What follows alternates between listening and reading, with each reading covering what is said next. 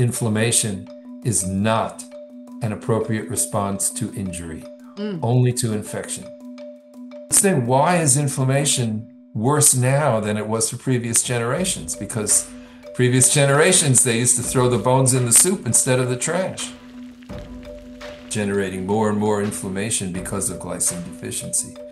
You make less with age. You make less with obesity. You make less in diabetes, less in cancer patients. And that's the key discovery, really, that changes everything and leads you to the role of glycine. Hi, everyone. Really exciting show this time with Dr. Joel Brind. He's the author of The Glycine Miracle, among other books, and the creator of something you're going to love called Sweetamine. He's a renowned biochemist. He's been studying amino acid metabolism since 2007. He's as serious a scientist as it can get. And so I'm really excited to tell you about a nutrient deficiency that's underemphasized, that most people don't recognize they have, and that could be making you age faster, have more inflammation, increasing your rate of age. I mean, it's a very, very important thing we're going to talk about today, and it's glycine. So, welcome to the show, Dr. Joel Brind. I'd love it if you could just give us a little bit of it about your background, your training, and what Oh, got you sure. into this whole world of glycine. Well, I have a PhD in basic medical science that's majoring in biochemistry, physiology, and immunology. And I taught biology, human biology, and as a few other subjects, and also endocrinology for 34 years at the City University of New York. And it's curious, the glycine story is kind of like the meeting point of the biochemistry, physiology, and immunology, because the biochemistry is what got me into glycine. Mm. How does your body make it? How does it dispose of it? How does it fit into metabolism? Physiology, because the reason why it's tends to be needed in much higher concentrations than our body usually can make it or even ingests it due to the dietary habits that we have, is that excuse me, I don't know why all of a sudden I have a cough. Maybe I'll take a little more glycine, but I think a drink of water would There you probably. go. But it also has to do with the immune system. Inflammation is all about the immune system. It's a function of the immune system. And its role in the immune system is not really biochemical. It's really a cellular physiological role. Mm. So there's cellular physiology, immunology, and biochemistry. It's kind of like my education was designed for this, although I was involved in mainly hormone research, steroid hormone research for the most part, for most of my career until until about 2007, when I started working on nutritional research and aging, Mm. because some colleagues that I was working with had identified a very interesting phenomenon called methionine restriction. Yes. Methionine, as you may know, is an essential amino acid. It's one of the eight essential amino acids. And it's actually needed in very small quantities because being essential, your body has lots of ways to recycle it and regenerate it and reuse it. And the trouble with when I started working on this, my goal was to try and find some way that you can mimic the phenomenon of methionine restriction as if you were eating less of it, because when animals did that, rats and mice in the laboratory, has been shown repeatedly, when they eat less methionine, enough, but just enough methionine, they live 30 or 40% longer. So Mhm. this was a very big phenomenon in aging. It's still recognized as methionine restriction. And so in doing my library research at the time, I realized that other researchers had discovered that in getting that methionine, your body has lots of ways to regenerate it, as I said, and reuse it because it's essential.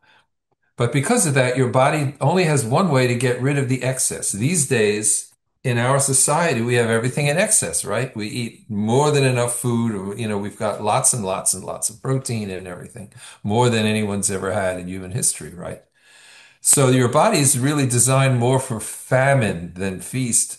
And so it only really has, that's why diabetes is so important because, sugar, your body has lots of ways to make sugar if you don't have enough because it needs to have some to run on and it can make it.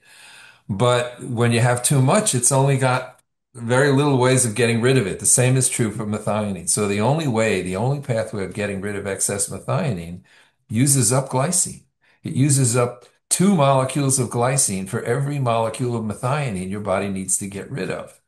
So what's been going on, we found out through experimenting with rats and mice and in terms of glycine supplementation. We found that yes, the animals live longer if you give them glycine, but it doesn't seem to work by accelerating the clearance of methionine. Mm. But what methionine does, if you don't restrict it, is it ends up wasting glycine. So it was the glycine itself, what the glycine was doing, not so much its effect on methionine. The Hmm. relationship to methionine is that too much methionine robs you of glycine that you have already in short supply, so it increases your glycine deficiency.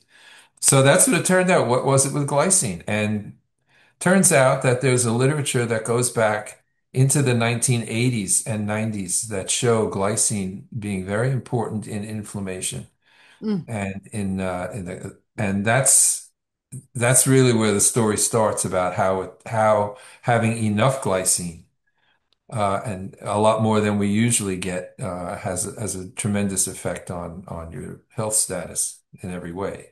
Beautiful. And I want to get into that inflammation. I want to give them a little context because if anyone's like, well, what is glycine? Okay, so right now we think of protein as protein. You see protein on a nutrition label. But I think the future is we're going to list the different amino acids because just like different vitamins and minerals have many different roles in the body, all of these different amino acids provide many different roles in the body. And Right, so we're seeing glycine, we're going to single out this incredibly important amino acid that's largely missing from our diet because we no longer eat the whole animal. We don't eat the right, tendons, the bones, the ligaments like we did before. We're eating the muscle meats, the methionine. And this is why a lot of people think restricting animal products can extend lifespan. It's because of this theory about methionine restriction, which is not really a theory, which is something that has been demonstrated. But anyway, I just want to give you context. So, glycine is an amino acid found in bones, tendons, ligaments, all of these parts of the animal that many of us aren't eating, and sweetamine. We're going to talk about all the ways you can get it. I just wanted to give you guys a little context. Now, today it's considered non essential. But we're going to talk about why we don't believe that it should be. And it's not just a building block of proteins, Mhm. right? Like other amino acids. It has Correct. many roles. And this is what's groundbreaking about what Dr. Joel Brind has discovered. It's very important for inflammation control. So take it away. I just wanted to give them a little bit of a Well, background. okay, so inflammation, very important, and this some of this was discovered by self-experimentation. When I started in 2008, I started taking 10 grams a day of glycine because I knew from what I had read, I knew it was certainly harmless. At the very worst, it was harmless. And at best, it probably would have some good effect. This is even before those experiments I was talking about on rats and mice. I published the first one in 2011, and I'm talking about self-experimentation going back to 2008. So around 2010, actually, two things happened. I had two aha moments. I had to get hit over the head twice to realize what was going on because it's very thick, a lot of glycine in my skull bone, So anyway, the first thing that happened was I was uh, in the Home Depot. Actually, I had to finish a little project at home, and I needed a little sheetrock, and sheetrock comes in pieces that are too big to fit in the car. So I would go and then take a big ruler and a knife and um, and go to Home Depot, get on top of the stack of sheetrock, about 4 foot high on the concrete floor, and I would do some measurements, cut it in a couple of pieces. And my wife at the time was helping me, to get it into the cart so that we could fit the pieces in the car and take them home and then finish the project. Well, I stepped the wrong way at some point, must have gotten distracted, and I fell directly onto my tailbone. Boom, 4 feet onto a concrete floor. And it hurt like hell but for about 30 seconds or so, and I managed to finish what I was doing, hobble around. We finished it. We got home and everything. Of course, my wife was dreaming about trips to the ER and everything like Oh, that, but of course. it didn't seem that anything broke. So that night, though, we had tickets to a dinner dance. Well, so we went to the dinner dance. You don't always have to get up and dance, but I figured, well, let's try it. And, it it wasn't really bad. And the next morning, I felt absolutely 100% normal. I had this huge bruise at the bottom of my lower back Mm, to prove that this had happened, but there was no pain, there was no inflammation. wow. And then another thing that happened is my brother-in-law scored us tickets to a New York Yankee game. I don't know if you got.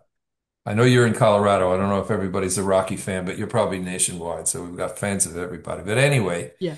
as a lifelong Yankee fan, the first tickets we got to the new Yankee Stadium they built, they just opened it in 2009. So in 2010, I'm very excited. I never wear a hat, but I wore my Yankees t-shirt and shorts, and I wasn't going to the beach, so I never thought of bringing sunblock or sunscreen. Watched the game, brand new stadium, no obstructions. It was about the 10th of June, right near the solstice, no clouds in the sky. Everything was perfect for getting roasted or baked in the sun. And around the fifth inning, I started to feel a little warm around my thighs, and I looked down and I saw that wherever, the hemline of my sleeves and my shorts and all of that, it was, boiled lobster time. Oh So the first thing I did was I went into the shade, but I knew I was 100% convinced. I've done this to myself before, not since I was in my 20s, a long time ago, but I knew I was going to be in excruciating pain getting dressed, undressed, bathed, all of that for the next couple of days. But guess what? It just started to fade and then it went away.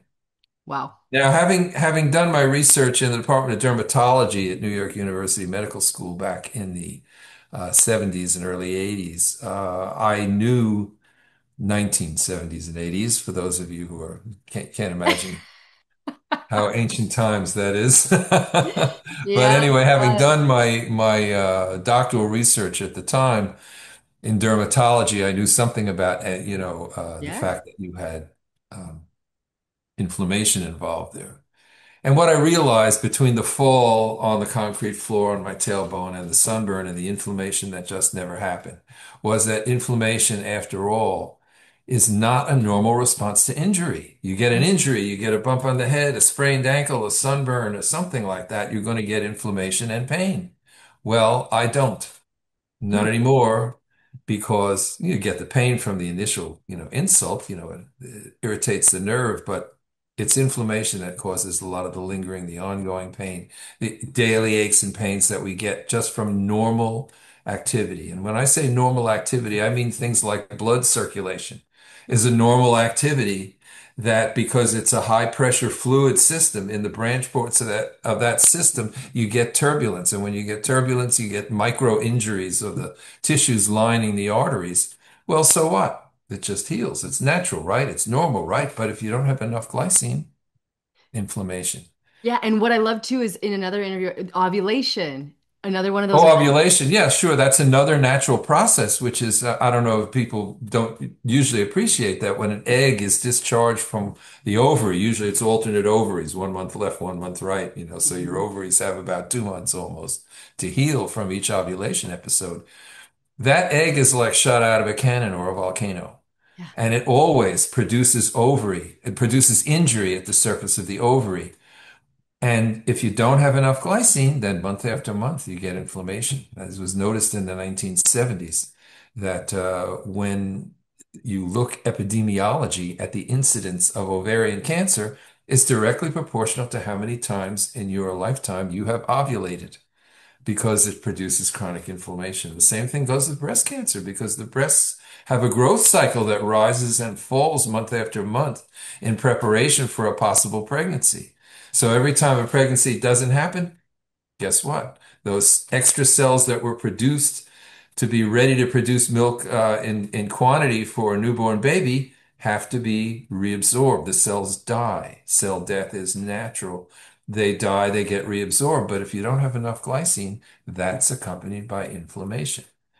And it's that chronic inflammation that ultimately leads to cancer in the breast or in the ovaries, that ultimately leads to atherosclerosis in the arteries, heart attacks and strokes. All of that stuff, they blame it on inflammation. But these days, when you read the literature, they say, well, we don't know why it's chronic. Inflammation is normal, but then it keeps going on chronic. No, inflammation is not at all a normal response to injury. And we got to ask, what's upstream? why is it behaving inappropriately? Is Right. it something, it's that nutrient deficiency. So get Yeah. nerdy. I know you've got to love the nerdy. You're the biochemist. So Yes. what are the mechanisms by which Okay. glycine? Yeah, tell All us. right. Well, here we go. We go to the immune system has first responders. They're called macrophages. You have macrophages in the blood. You have them in the bone. You have them in the brain. You have them in the muscles. You have them in everywhere you look for them. You will find macrophages. These are the first responder cells of the immune system. They're just like the first responders out there in society, the cops, right? The ambulances, the fire trucks, the first responders. And they have a dual role. They can be activated in two ways. Whenever there is tissue injury, whenever cells die, whether from injury or a normal physiological process, whenever cells die, they attract macrophages to come there and they get activated to show up and clean up the mess, or they get activated to draw their weapons out and start shooting because some infection has gotten involved. You see, inflammation is only when these macrophages start shooting the place up with chemical poisons to kill whatever infectious microbe has gotten in before it kills you. That's really the only purpose of inflammation is a response, a first response to infection. It has no business happening when there's no infection. So, as you say, why does that happen?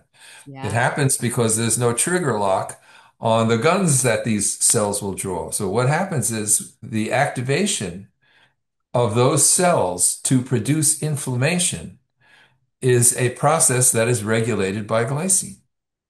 Glycine is just the natural trigger lock. It's not even a biochemical function, as I said before. It's a physiological function. Those glycine molecules, they don't get changed into anything else in that function.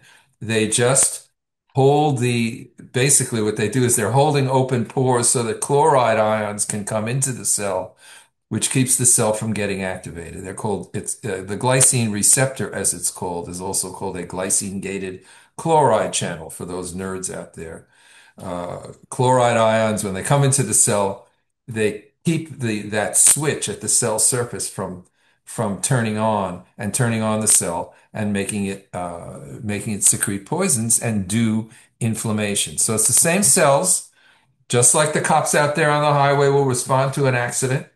But they're not going to draw their guns and start shooting up the place unless there are bad actors present, Okay. terrorists or bank robbers or whatever. Then they might draw out their guns. But otherwise, they take accident reports and they redirect traffic and they call the ambulances and they call backup and that sort of thing.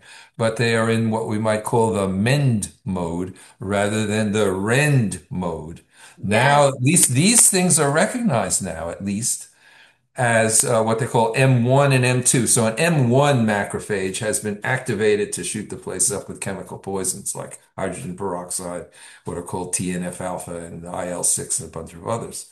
But the ones that are just there to clean up the mess are what are called M2 macrophages. Yeah. So at least that much is recognized. Slowly, but surely, the scientists are beginning to recognize inflammation, but they still haven't gotten that main point is that inflammation is not a normal response to injury or cell death. And that's the key discovery really that changes everything and leads you to the role of glycine in doing that. It's fascinating. So, if I'm understanding this correctly, say that these macrophages are kind of like in a bath, and if there's enough glycine in that bath, then they're going to keep the chloride channels open. Chloride is going to enter and keep it from overreacting. Is that Right, kind right. of a Because nice yeah, analogy? it's actually an electrical thing. It's like an electrical switch Yeah. on the wall. So you have the light is off in the room, let's say. And because if you look at the switch on the wall, it's got 120 volts at one pole and the other pole is zero, right? The switch is Right. open, it's off. You flip the switch on, now the voltage between the two poles of the switch is zero. Hmm. And so the light goes on. The same thing happens at the surface of the cell is like a switch. It is a switch. And the potential is about 70 microvolts, about 0.07 volts is what your cells run on in terms of electrical switching. A little less than 120 volts, but it's nevertheless, it's an electrochemical potential. And these chloride ions are negatively charged. And if they're allowed to diffuse into the cell, it keeps the inside more negative, Yep. which is what prevents it from depolarizing, to keeps the switch from going on. So as I say, it's a trigger lock for macrophages, glycine, because these are glycine gated chloride channels. And I know there's another mechanism too, like the pyroptosis, or how do you pronounce that? Oh, Because oh, that's the first, right? And then there's another second. yes, yes. Well, that's a really new discovery. What's called inflammation causes various things to happen that will kill bacteria and so on. But if the infection is really bad, and real inflammation, full-blown inflammation, where what you might call goes nuclear, only happens when you have things like anthrax, Mm, which is where not only do the cells start secreting poisons, but they kind of turn into artillery pieces yeah. with a big hole in the cell that sort of secretes all kinds of poisons, and ultimately through those big pores in the cell, water starts coming in. And when water comes in, the cell swells and swells, and then it bursts. And it used to be thought that this was like the end product of inflammation called pyroptosis, that the swell bursts just because of all that water coming in. But guess what? It doesn't happen if there's enough glycine around, because glycine has a second role in addition to its role in preventing the initiation of inflammation. It stops the last step also. And it's with glycine around, the cells will swell, they'll take up a lot of water, but they won't explode because once they explode, inflammatory poisons go everywhere and it destroys a lot of tissue. This is what they call, we all know it from the COVID epidemic, right? A cytokine Cytokine storm. storm. Isn't that we all heard about the cytokine storm? Well, the cytokine storm is prevented by glycine. So, not making any drug claims here, but I never got vaccinated and I had COVID. And I thought it was a pretty nasty Yeah. intestinal virus. And so I has there been never any had a cough or a research? sneeze or a wheeze because the spike protein, what it does is it takes what are called the alveolar macrophages, the ones that are the first responders in your lungs, and it irritates them and activates all of them to cause inflammation. So what do you have? You have nuclear weapons detonating in your lungs. And even with all of the ventilators and so on, many people died because the ventilators didn't really do any good. The problem was inflammation. They Okay. finally were able to treat people who came in that way. How? Mainly by using anti-inflammatory steroids. Because if Wow. you suppress inflammation one way or another, you can get someone through a crisis like that. But there's no need to have it even start as long as you have enough glycine around. Yeah, so I do you want to say anything about that? Because in your book you touched on some really cool analogies with NSAIDs and them working actually to relieve pain, but then maybe leading to other issues Oh because yeah, well they're just relieving that's pain. interesting. Yes, because we talk about NSAIDs, non-steroidal anti-inflammatory drugs, and they are actually they're another thing that's not named correctly. Like, like calling glycine non-essential. To call them non-steroidal anti-inflammatory drugs. They are anti-inflammatory drugs, yes, but they're also oh, what do you call them? They are anti-pain drugs. They're Analgesics. yes, sorry. That's okay. They're Yeah. analgesics. So we mainly will take ibuprofen or aspirin because it is an analgesic and it will make the pain go away. Glycine doesn't do that. So you may have something that causes pain that's not from inflammation, and something like these NSAIDs will stop the pain, not because they're stopping inflammation, but because they're analgesics. So Mm. glycine's not an analgesic, but it stops inflammation and it stops it right away. There's a lot of supplements around like curcumin and so on, and they say fights inflammation.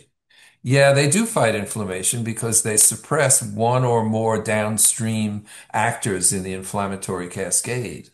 The glycine doesn't do that. It doesn't fight inflammation. It just turns it off. It just turns off the master switch, which is that glycine-gated chloride channel, and inflammation doesn't happen unless you have like a bacterial infection or a fungal infection. If those macrophages detect the chemical signature of a pathogen, right? A microbe that causes disease, a pathogen like a fungus or a bacterium that doesn't belong there, then they will get activated. In other words, you can take all the glycine you want. You're not going to get sick or vulnerable or have to worry about, all the small print warnings in the drugs they sell. Yeah. Some of these MABs, these monoclonal antibodies for, psoriatic arthritis and Crohn's disease and all the rest of it that you see on TV. All of those side effects are because those are drugs Right. which deliberately disable the part of the immune system that fights infection. That's why they say, oh, take this drug and your psoriatic arthritis will likely clear up in some number of months. But don't do it if you've had tuberculosis. Don't do it if you're going to a part of the world where some infections are endemic. Don't do it if you're being vaccinated or have been recently vaccinated against something where there's any pathogenic microbes around. Don't use that stuff because that's a drug. Glycine's not a drug. It doesn't disable any part of your immune system. It actually enables it. So people throw around the term a lot in supplements and they say strengthens your immune system. Well, what does that mean? It, it doesn't really mean anything if you don't understand what the immune system is doing and what it's supposed to be doing anyway. And that's the big problem is that people don't understand this very fundamental function of the immune system, which is really only protection against microbes, not a response to injury or a normal physiologic process whereby cells or tissues die off. Yeah, I just think the implications of this are so big because, like you're saying, if it's the master switch, if it's allowing your body to respond appropriately, we're not just Right. shutting off a part of it that might also be protecting you from infection, or just turning off the pain so that you're using the joint Yes. anyway and causing further damage along the line. I mean, this is Yes. allowing your immune system to work as designed. Oh yes, I know you're getting to that research which they cited about knee pain. You had old tennis players and whatnot. They'll take ibuprofen for year upon year, and oh, they're anti-inflammatory. So since they've fought inflammation, shouldn't their knees be in better shape than those of fellow athletes who didn't take painkillers? Well, guess what? They're in worse shape. Well, why should that be? Well, because they took these NSAIDs really as analgesics to kill the pain, and they worked through it stressing those joints even though they were damaged from inflammation and therefore causing the more damage, making Yeah. them ultimately worse. So that's, you got to watch out that, the words that are used in scientific research, in medicine, in nutrition. The wrong word, I think Mark Twain said something about the difference between the right word and almost the right word is like a tremendous, things naming things is very important, naming them correctly. Yeah, I just think this is so important. It's back to that giving your body what it needs rather than just stopping something after the fact or shutting off one part of it. It's like a holistic view. It's like, It is absolutely. It's a whole foods thing. Why is inflammation worse now than it was for previous generations? Because previous generations, they used to throw the bones in the soup instead of the trash. And also, the meats, grass-fed beef and so on, has a lot more collagen in the muscle. Now the amino acid differences between muscle and bone are really exacerbated because, the cattle are just fattened up on feedlots with the corn and soybean meal and there's very little collagen even in the muscle meat. So yeah. you end up, and we eat more than we ever have before, more and more methionine, less and less glycine, more and more we have this amino acid imbalance, which is in large measure making us sick and die sooner than we should. Yeah, and I we're going to get to some numbers and like what we should aim for every day, but I just want to highlight too the implications like you said. Where is the state of the research in terms of, you have to establish a lot of things. Is there an association? People with lower levels, do they have higher risk of certain things? And then you have supplementation. Like tell us about what you think are the strongest pieces of evidence pertaining to actual conditions we might experience, like heart disease or dementia. I've Oh even seen yes, and things there's around. some that are, that are probably very telling about the status of science. So what I would say now is there's a lot of research that's been around for a long time, which really shows what the truth is, which really evidences what the real actors are and what they're doing. But the state of science is not very good. Why? Because the state of technology is great. People may have noticed in other realms that as the technology improves, the competence of the core field declines, right? Mm. The It's more so you have funny. AI, what do you think is going to happen to writing skills the more AI takes over?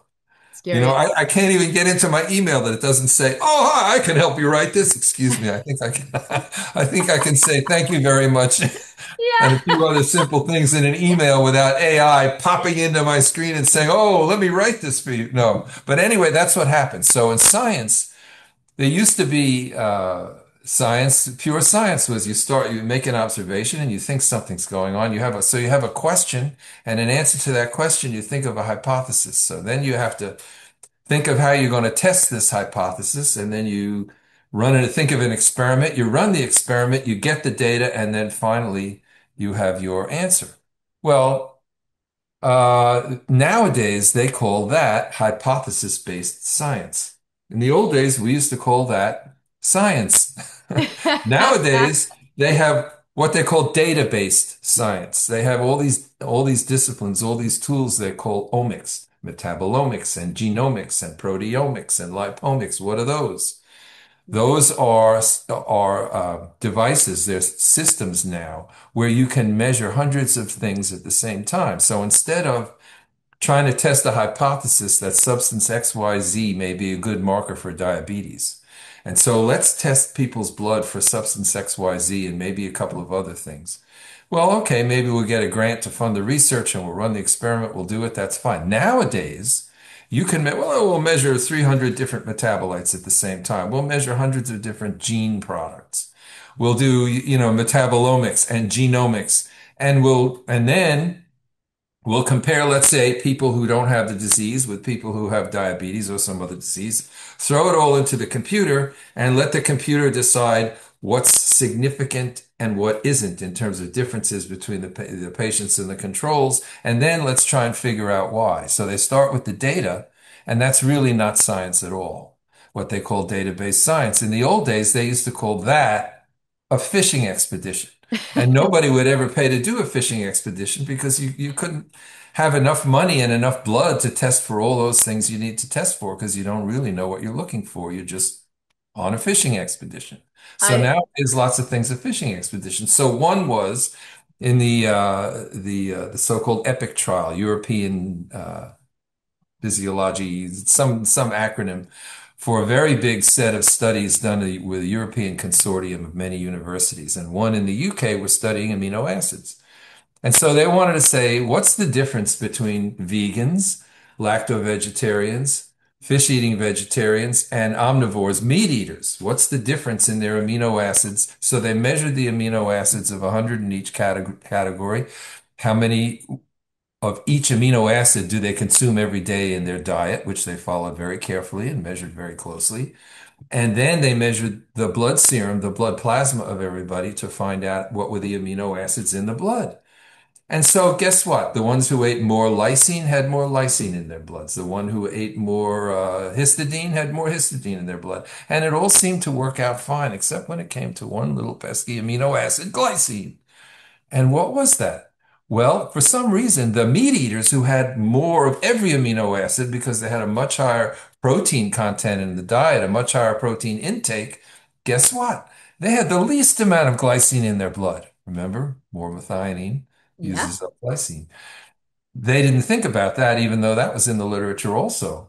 And guess who had the most glycine in their blood? The vegans. yeah. This explains why decades and decades of research have shown, oh, yes, it's much better to be a vegan than a meat eater because the protein content is different and plant proteins are better for you and all that. Well, it's just because when they do the animal proteins, they throw out the bones and the connective tissues. But when you eat the whole animal, you don't get those effects of glycine deficiency, more inflammation, more heart disease, more cancer, and earlier demise because you have the whole protein in there. But these people, they could not explain why the vegans had more glycine in their blood and the meat eaters who ate more glycine than anybody else had the least amount of glycine in their blood by about 20%. These are substantial differences. I, So this is one of the problems so there it is. It was what they needed to know to connect the dots.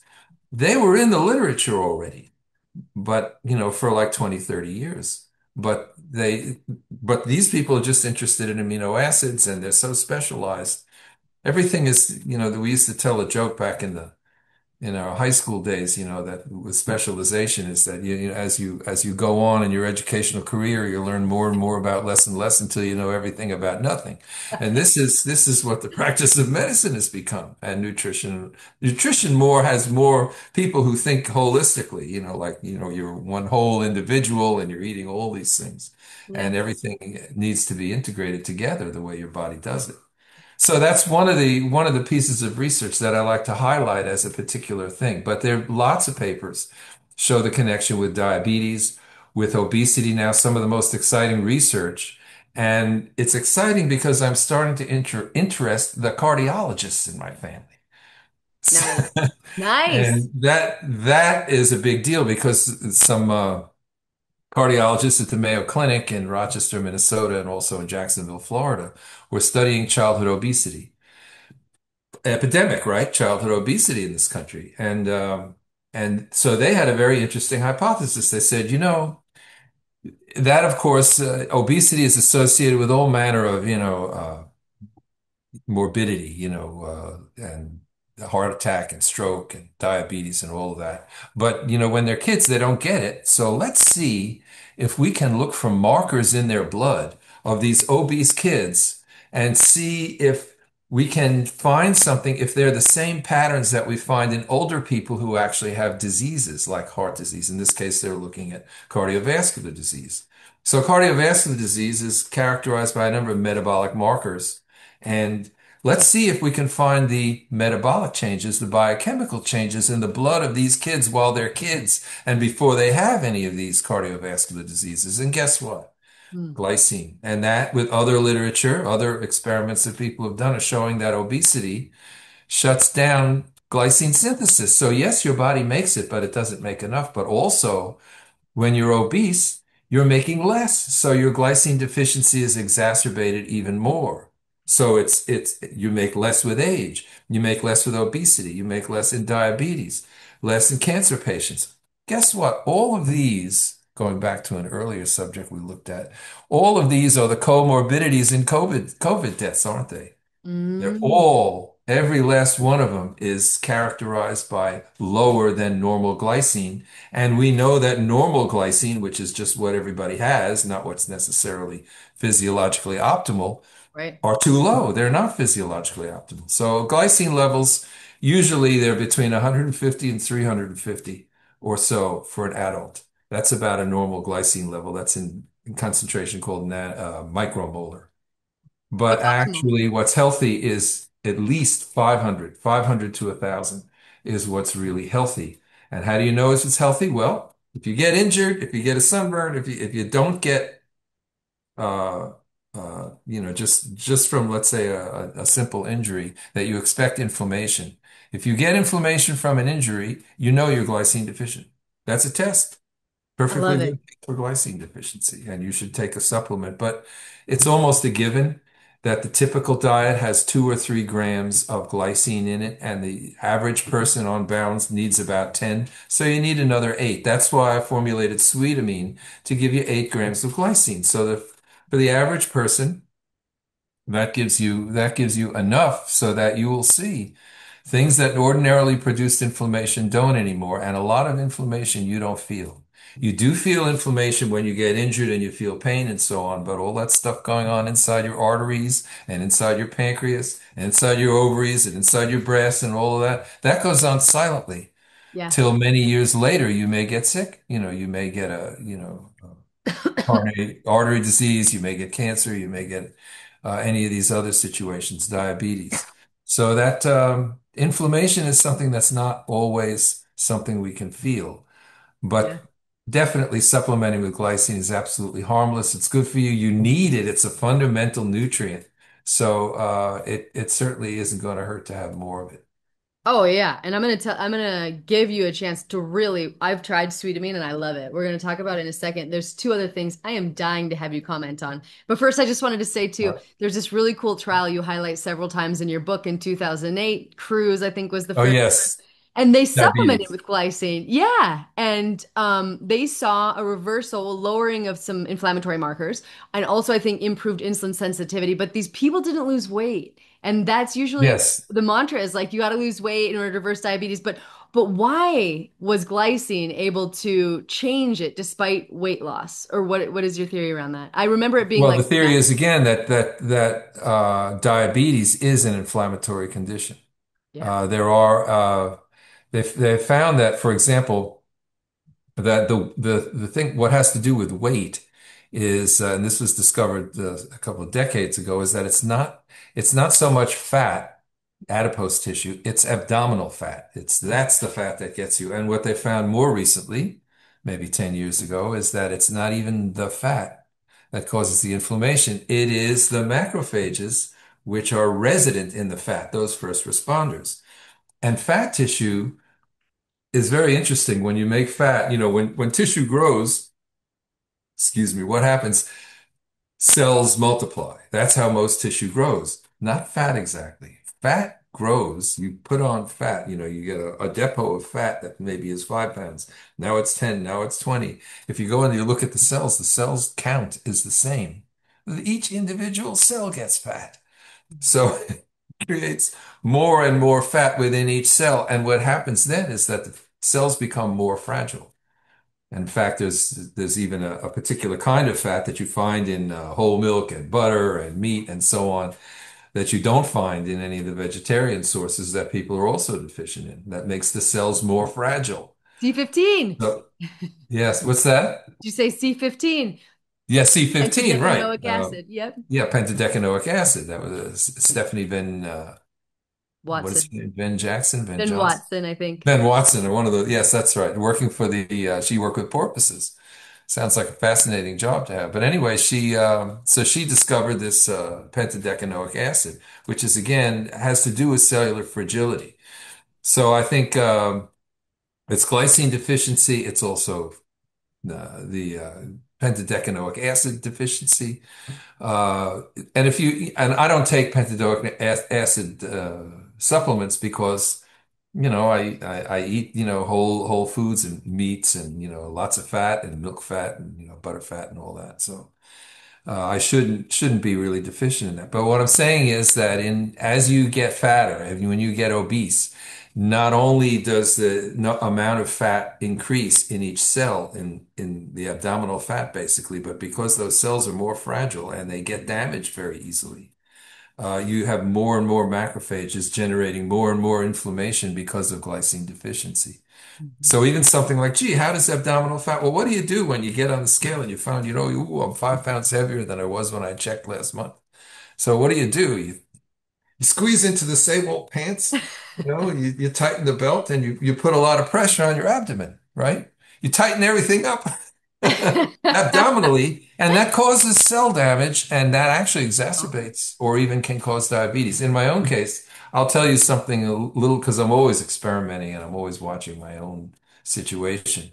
Is that I was in 2007, just about the time I started working with glycine, I was starting to trip into impaired glucose tolerance, diabetes. I have a family history of that kind of thing, and I was getting into just impaired glucose tolerance range. And last year, my doctor said, "Well, you're just into the diabetic range now. Your fasting glucose is 127, and your A1C is up to 6.7, and now you're actually diabetic." So I said, well, okay, I'll just lose the weight. Now, so that was in 15 years of taking Sweetamine. I had not tripped into diabetes without losing an ounce. And Hmm. now, it was catching up to me.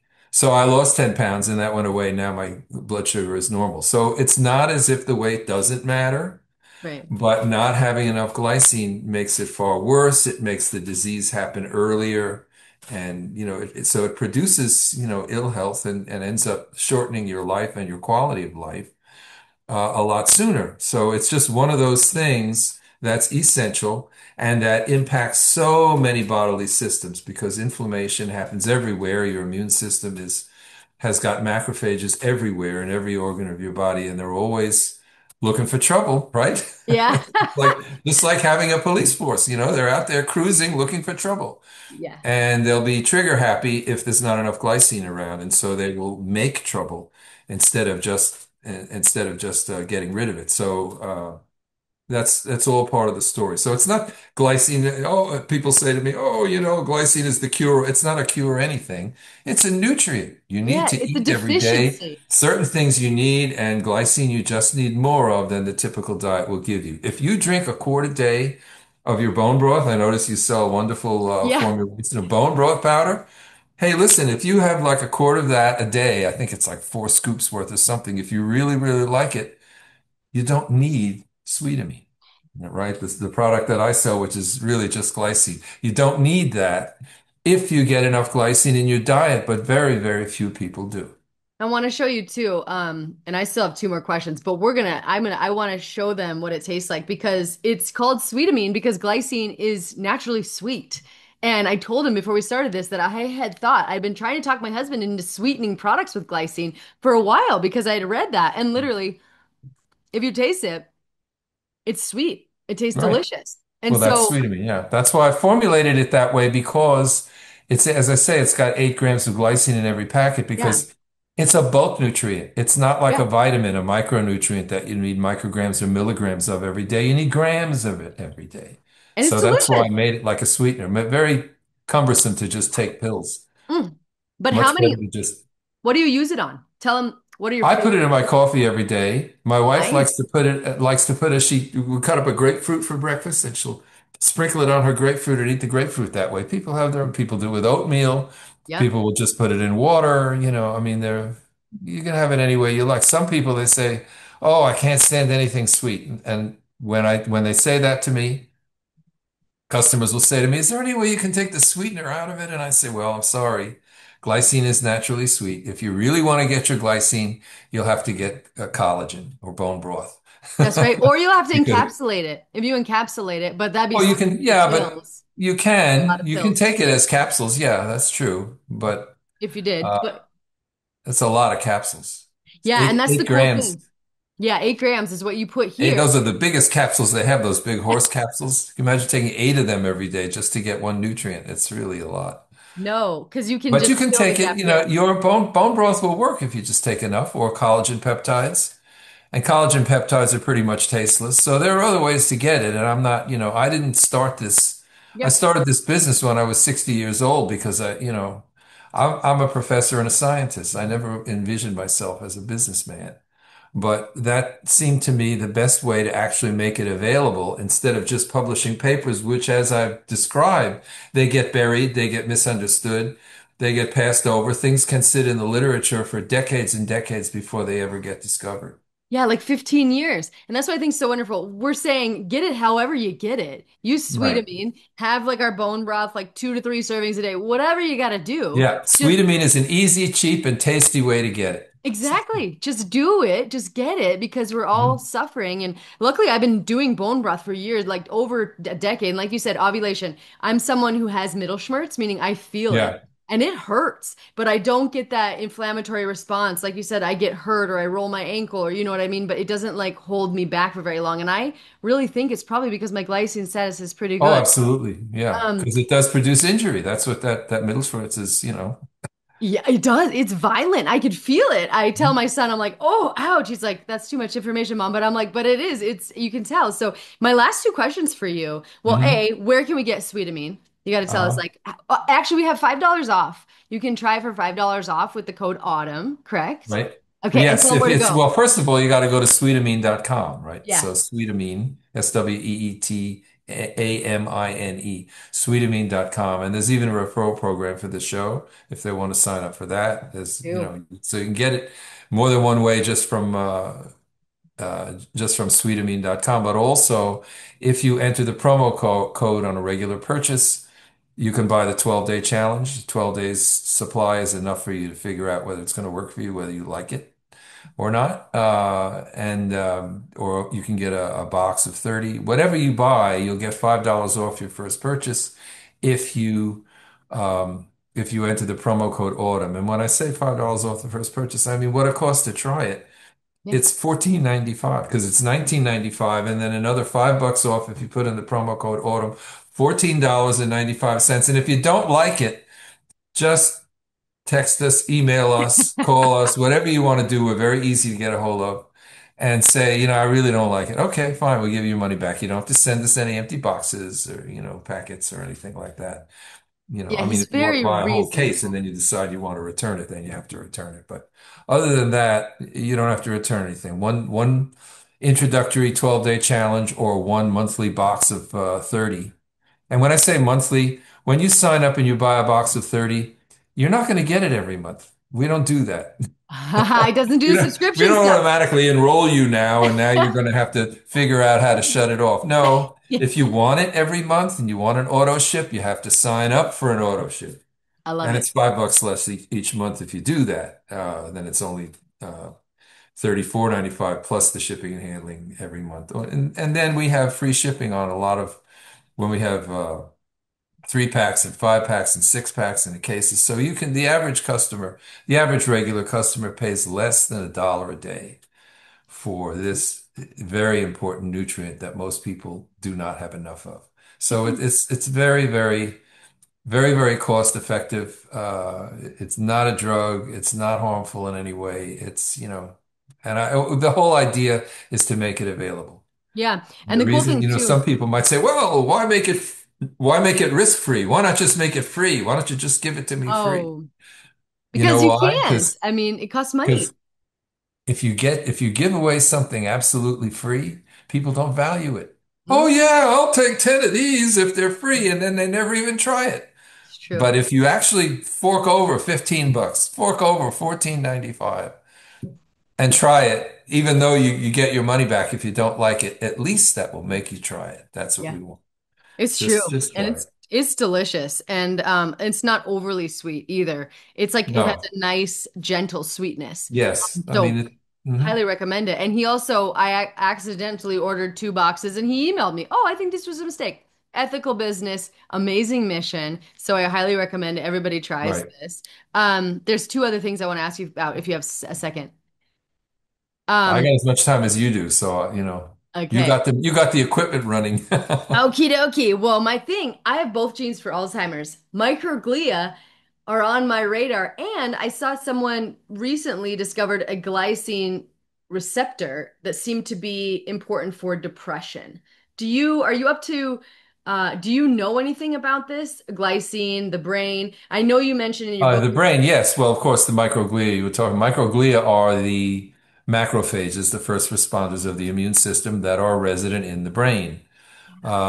And so that's why glycine deficiency is implicated in degenerative diseases like Parkinson's and Alzheimer's and so on. As far as depression is concerned, I know that glycine has been tried. There were many clinical trials, a few clinical trials conducted quite a few years ago, Interesting. looking at glycine in like bipolar disorder, and I think there may have been some minimal positive effects, but I don't think they saw a particularly robust response. There's some new research, I haven't seen it yet about that. But Yeah. certainly degenerative brain diseases, and injury, remember, I talked about injury, head Yeah. injury. Look at all this, chronic encephalopathies that happen with, football players and, the helmets and all of that not protecting well enough. There's these concussion protocols, that everybody has to go through. You can't remember. I can't remember when I was a kid and there were all these sports and their helmets weren't that good that they had any of these after effects of head injuries. And lots of people did boxing for a living, and a lot of them, some of them got injured, permanently. But again, glycine intake has gone down. And meat, fish, and poultry, it's more muscle meat, it's more of it. It's Yeah. less glycine around, so glycine deficiency is worse than ever. And a lot of these, I mean, I have again personal experience. I had an accident um, in let's see, it was 7 years ago. I had just been I finished a long drive and I was dehydrated and then I had a glass of wine on top of it and then I get up from my seat at the kitchen table. I was at my kid's house and I just fainted for a second, just enough to wham, hit my head on the hard wooden edge of a wooden table. And I went down. I was on the floor. I woke up, probably less than a minute later. I was confused, kind of dazed, and I had a real concussion. They took me to the ER and they did the whole thing, and I had a concussion because there was confusion. There was this, there was that. But within 2 hours, no more pain, even from the bump on the head. Wow. It was tender, but it didn't hurt anymore. And they said, well, you may want to follow it up with this and that. And I just, didn't do any of that. And it's fine. I mean, I never got any subsequent down the line, problem from it because I was taking glycine every day, my Sweetamine, of course. And, yes, there was injury, but it healed. Yeah. Injury is not supposed to heal with inflammation. People think inflammation, oh, yes, it's part of the natural healing response. No, that's a mistake, Mm. a big mistake. And that's what I'm out to do is to correct it. That's what my role really scientifically in this endeavor is to correct that error about what inflammation is and how to make use of it and how to stop it from happening inappropriately or excessively. Yeah. That's what having enough glycine does. That's what Yeah. having Sweetamine does. And we are not going to be able to touch on it, but glycine has so many collagen, right? People with their Achilles heels, there's tendinopathies. Also, it's calming, like you said, inhibitory in certain Yes, it ways. does have a function in the brain. That's why, but as a Yeah. neurotransmitter, right?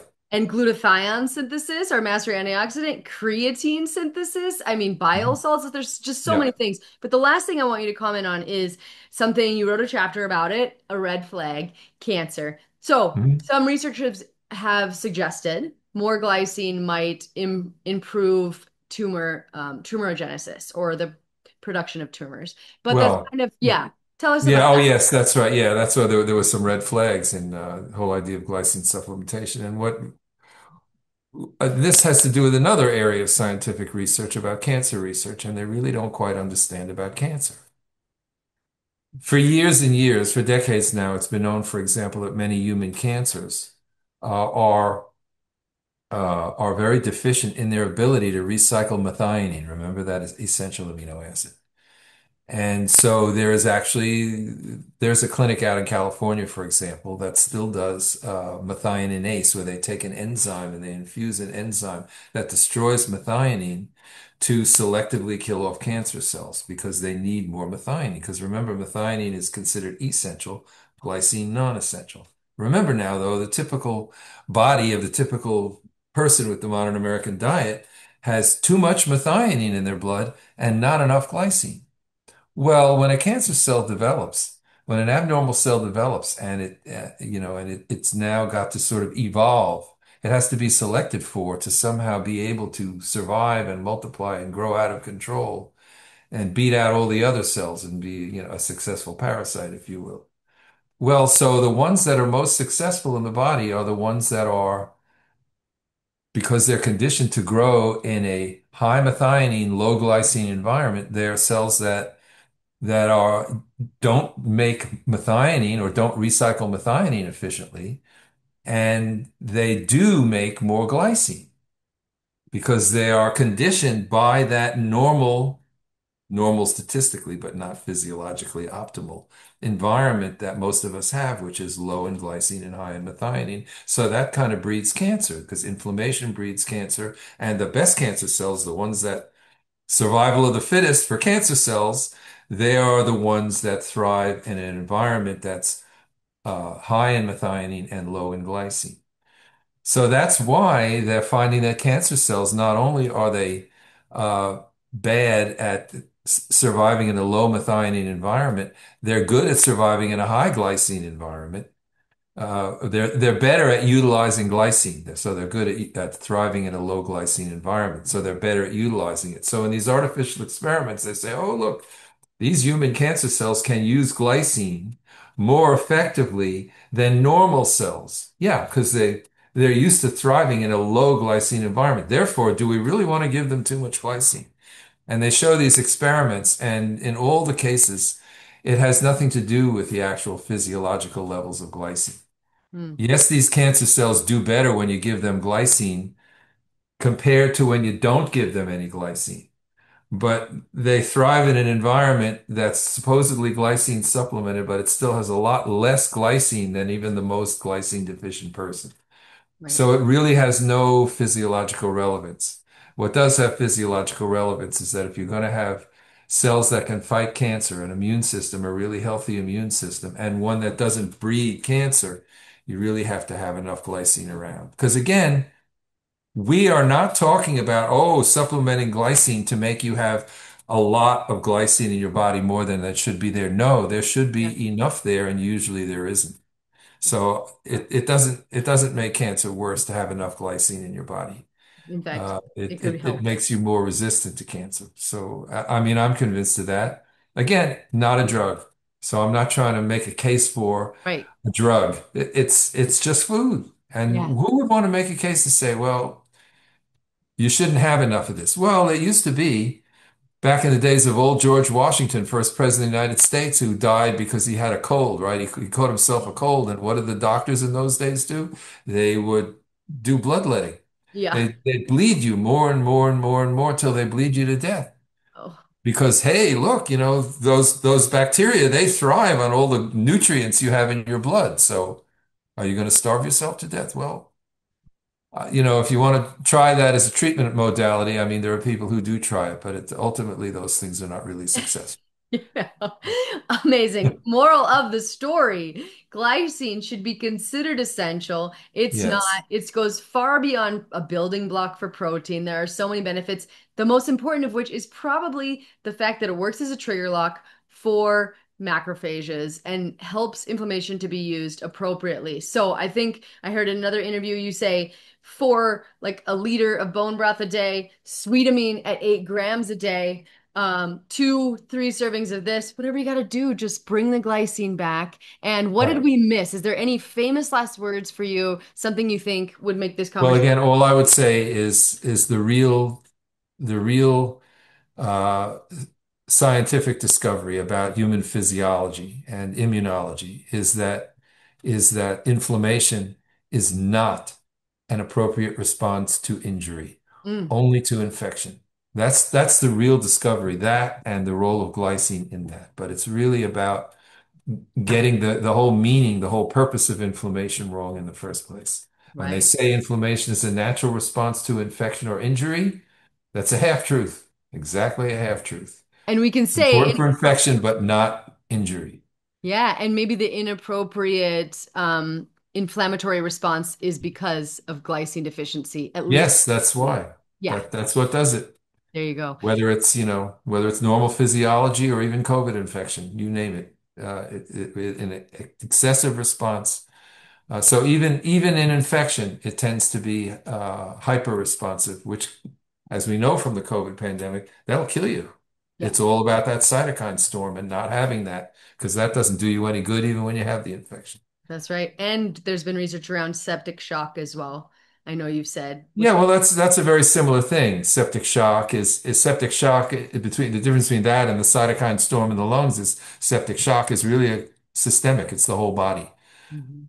The whole thing with COVID was what was happening in the lungs. And as I mentioned, if you have enough glycine, it doesn't even affect the lungs. Crazy. It's crazy. Well, I wish you all the best. I can't believe I think your message is so incredibly important. I'm so glad you produced Sweetamine. And yeah, let me know if there's anything I can do to support you. Everybody try this. Go to sweetamine.com and use the code AUTUMN for $5 off, like you said. Support his work and just thank you. Thank you, Dr. Support Joel. this work and also to support this podcast too. There is a referral program too, and Yeah. it's all available, so they can go on the site and do pick what they want and read about it. And the other thing about Oh, yeah. my site and my business is you can always call. Yes, those are the links to the Amazon page for the Glycine Miracle are there on sweetamine.com, and you can always call. I don't usually answer the phone, but my customer service people will be glad to. If you really want to talk to me, they'll be glad to put you through or have me call you back. And because I always do like to talk to customers. And also do go on the website. You'll see the testimonial page Yeah. it's searchable. So if you say, I have this condition or that condition that nobody's ever heard of, I wonder if that's helped by glycine. Well, enter it in the search box and see, because if anybody has talked about it helping them with that condition, you will find their testimonial there also. So we try Yeah. to make it as informative as possible. Yeah, it's really nice because you have a whole section. I read your book twice, migraines, shingles, on and on. So many different Mhm. applications. So everybody check it out. Read this book. Like I said, it's a quick read. And you're a biochemist and but it doesn't read like you are. You make it Well, that's read. because fortunately, I was in a position for 34 years. My day job was largely spent in teaching Yeah. biology to non-science majors. Yeah. So, Well, in it addition to shows. teaching endocrinology to pre-med students, I had to keep coming up with inventive ways to appeal to people who don't really have a science background, because science is so important. I mean, It is. scientists really rule the world, and when the quality of science is not very good, that doesn't bode well for the quality of life in general. It's so true. And the sad thing is, if there's not a lot of money to be made for a molecule, Right, the science kind of it's like, oh yeah, that glycine, that was really cool. Anyway, no one's really going to take that up and try to bring it to the masses necessarily because there's just right, not a lot of yeah. money there. Yeah, a So lot of the research is done with small groups. A lot you'll find diabetes research using glycine and so on is done. A lot of it in Mexico, because Mexico, largely because of their Pima Indian ah, population, has a particularly important uh, problem with diabetes. And mm, so they've put a lot of public money into diabetes research, and they're especially interested in things that don't cost much because they're talking about funding it with public funds. So in other countries like Mexico in particular, they are interested more. And so you find a lot of the research is not American research, because American research is largely funded by drug companies or by the government. And um, even so, they're looking for drugs, because even from the government, it's the drugs that get the reimbursement money and all of that. So the government is tied in with private enterprise, big pharma in a big way. So you do have that issue. Yes, there is a disincentive to finding the really simple things. Now, you know what's interesting? Just I don't know how much time we have, but I find one of the curious things is that the health foods industry is starting to catch up a little bit in a funny way. They really don't quite know it. So, for example, everybody knows that collagen is great, and they talk about collagen peptides. They're great. And they do all kinds of wonderful things, but they haven't really quite figured out that it's the glycine. Now, another thing that you see is magnesium. We're all deficient in magnesium. We've got to have magnesium. So, what's the best organic form of magnesium you could have? Now they're all selling magnesium glycinate.